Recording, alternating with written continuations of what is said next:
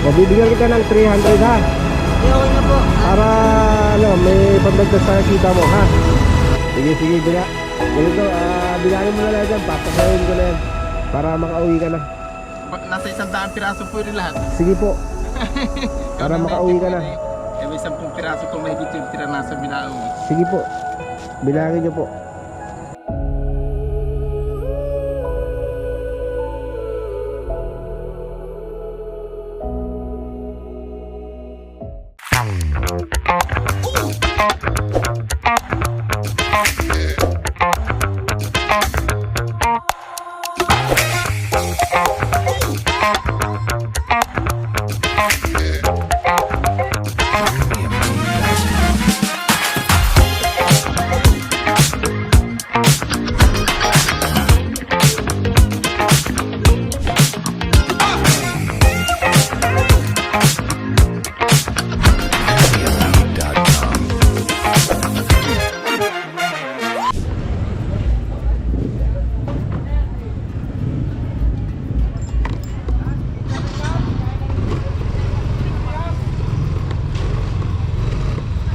Sir, magkano ano nun? Magkano tubos? Walang presyo dyan? Hindi ka pa nahuli, ngayon pa lang ka nahuli? Ngayon pala. Buti ba tinanong kung magkano? Sa tingin mo, mga 500? May nagkapasahero ka na? Kumita ka na? Wala pa? Ha? Wala ka pang kumita? Ano pa po? So, drop off kasi doon eh, hindi mo nabasa? Nahuhuli.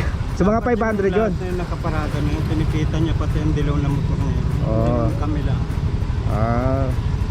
Ay magkano kikinikita mo sa isang araw? Minsan po yung pangkain lang po eh.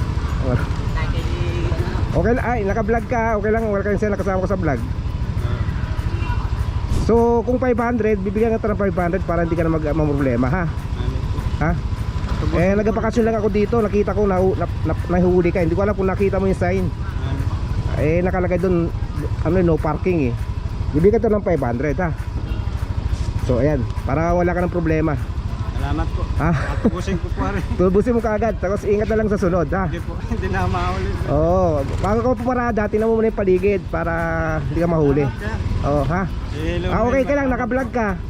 Kasama ka sa vlog, okay lang? Sige po. O sige, sige, ingat. Sa sunod, ingat ha. Bye bye.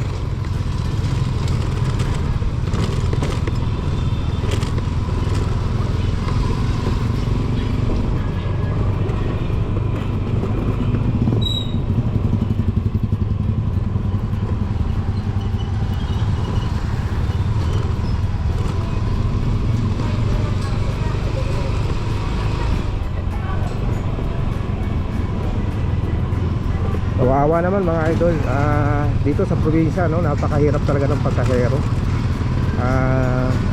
Tapos mahuhuli ka pa ng ganon.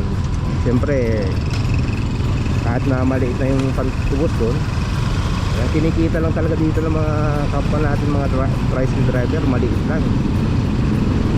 So yun, kahit medyo tight tayo sa budget, naisipan natin na ano, tulungan si kuya.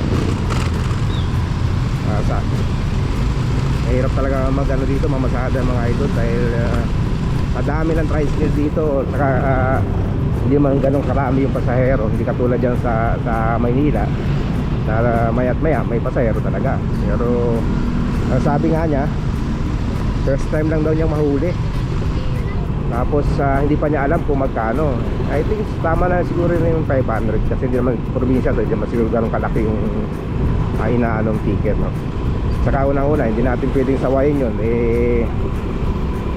Tayo pwede magreklamo, batas yun eh. Malinaw doon, nakalagay no, no parking. So hindi, I'm sure hindi niya napansin, kasi yung signage niya mga idol, malabo na, hindi masyadong pansinin. O may nakalagay doon sa poste na no parking talaga. Kaya pinayuhan na natin ng si kuya na sa susunod, bago siya pumarada sa isang lugar, tingnan niya muna yung mga signage, yung mga, para hindi na maulit sa kanya yung nangyari. Ayun, maraming salamat, no, kahit pa paano isang araw natin pag-uwi dito natulungan natin si Kuya. So maliit na bagay lang yun, pero sa kanya malaking bagay. Sa ating katulad namin mga ganyan mahihirap lang, malaking bagay yun. Kasi nakita ko kanina nung paalis siya, parang nandudumo siya. Naghahanap lang siya ng pasahero, lahat ng masalubong niya tinatanong, sasakay. So ganun katindi, ganun kahirap yung buhay dito, mamasada. Yun, maraming salamat mga idol sa panonood, no. Sa lahat nating mga driver, no, tricycle driver, anumang pampublikong sasakyan. So ingat-ingat tayo sa sunod pagpaparada. Huwag yung bara-bara tayo paparada kagad. Kasi may nakita kang pasahero, hihinto ka agad. So pag nandiyan sa bayan kasi may mga patasal sa pinahiyan dyan. So ayun, maraming salamat mga idol. Bye bye.